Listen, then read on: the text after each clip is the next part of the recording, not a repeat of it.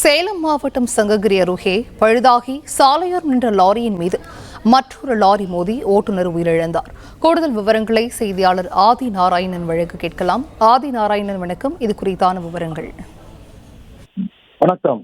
திருப்பூர் மாவட்டம் உடுமலைப்பேட்டையிலிருந்து கொல்கத்தாவிற்கு கனரக லாரி ஒன்று பேப்பர் பாரம் ஏற்றிக்கொண்டு சேலம் மாவட்டம் சங்ககிரி அருகே சேலம் கோவை தேசிய நெடுஞ்சாலை மங்கரங்கம்பாளையம் பகுதியில் சென்று கொண்டிருந்த போது திடீரென லாரியின் டீசல் டேங்க் பழுதாகியதால் லாரியின் ஓட்டுநர் சரவணன் உடனடியாக லாரியை தேசிய நெடுஞ்சாலையின் ஓரமாக நிறுத்திவிட்டு சங்ககிரி சுங்கச்சாவடி ஊழியர்களுக்கு தகவல் அளித்தார். உடனடியாக சம்பவ இடத்திற்கு விரைந்து வந்த ஊழியர்கள் பாதுகாப்பு வளையங்கள் ஏற்படுத்தி பழுதாக நின்ற லாரியை பழுது பார்த்துக் கொண்டிருந்தனர். அப்போது கோவையிலிருந்து சென்னைக்கு ஆட்டோ ஸ்பேர் பார்ட்ஸ் பொருட்கள் ஏற்றிக்கொண்டு வந்த லாரி சாலையின் ஓரத்தில் பழுதாகி நின்று கொண்டிருந்த மற்றொரு சரக்கு லாரியின் பின்பக்கத்தில் பயங்கர சத்தத்துடன் மோதி விபத்துக்குள்ளானது.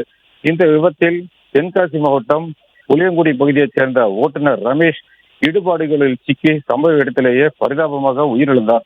இது குறித்து தகவல் அறிந்து சம்பவ இடத்திற்கு விரைந்து வந்த சங்ககிரி போலீசார் நெடுஞ்சாலையில் 2 மணி நேரத்திற்கு மேலாக ஸ்தம்பித்த போக்குவரத்துகளை சீர்படுத்தி வருகின்றனர். மேலும் சங்ககிரி தீயணைப்பு துறையினருடன் இணைந்து இடுபாடுகளில் சிக்கி உயிரிழந்த லாரி ஓட்டுநரின் உடலை மீட்டு பிரேத பரிசோதனைக்காக சங்ககிரி அரசு மருத்துவமனைக்கு அனுப்பி வைத்தனர்.